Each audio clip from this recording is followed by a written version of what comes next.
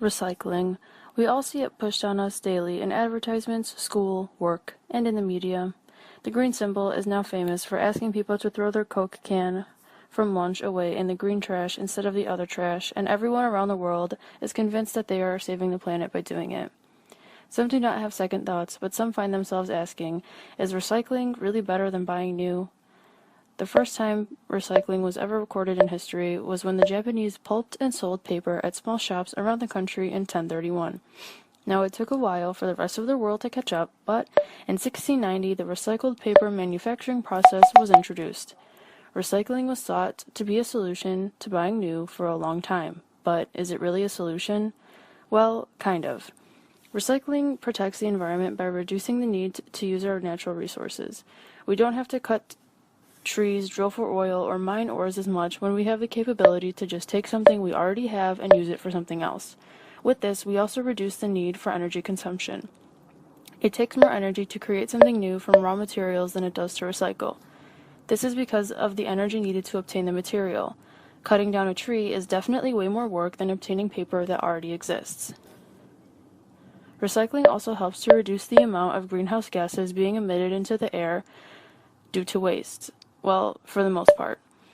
Burning large masses of waste has a high rate of CO2 emissions and contributes dramatically to the greenhouse effect. Without landfills needing to incinerate our waste, there is less methane released into the air.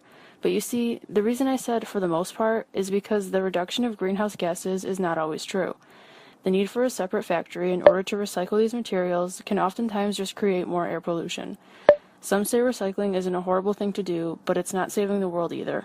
The world may need to think of another plan. Economically, there is not just one option that is better. The green industry did produce 3.1 million jobs in the United States, making it a great way for people in America to find a place to work. Although recycling does seem economically sound, it does come with some risks. Recycling is not always cost-effective. Oftentimes, it takes a lot of money and work in order to make a new product out of old material. Paper, for example, requires a ton of bleaching and use of other chemicals to make it white enough to resell. These chemicals are toxic, and not only do they cost money, but they damage the earth when they are released. Before the processes of recycling can even take place, money is required to set up a new recycling unit. This huge cost can come up as a part of acquiring different utility vehicles, upgrading processing facilities, educating residents by organizing seminars and other programs, and also disposing of existing waste and chemicals. Many people may argue that saving the environment is worth the cost of money. What the consumer needs to consider, however, is if it is worth it for them to support such an industry. The products are not always durable, and some say recycling is actually downcycling. Using the same product over and over again will eventually cause it to lose quality, and consumers will not be able to use such products anymore. Is the benefit in the hands of the everyday person, or is it in huge corporations?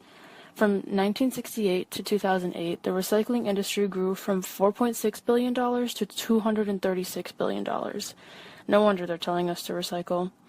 So, now what? Well, as a society, we need to think about if recycling is really the way to sustainability. Does recycling meet the demands of everyday life and provide hope for the future? As consumers and beings of the earth, we must ask ourselves, is the money worth the environment? Does this work for us? Connecticut sure seems to think so because it is required by law that all people there, and in 2015, California passed a law that states no plastic bags are able to be used at convenience or grocery stores, leaving patrons to shop with only reusable bags. Links have been shown between human waste and global warming, and something clearly needs to be done. Is the next step going to be forced recycling like Connecticut, or a total ban on anything wasteful like California? We're not sure, and more research needs to be done in order to find out. But for now, recycling will not make as much of a difference as reducing will. We must begin to decrease the amount of products we use before deciding how we will get rid of them.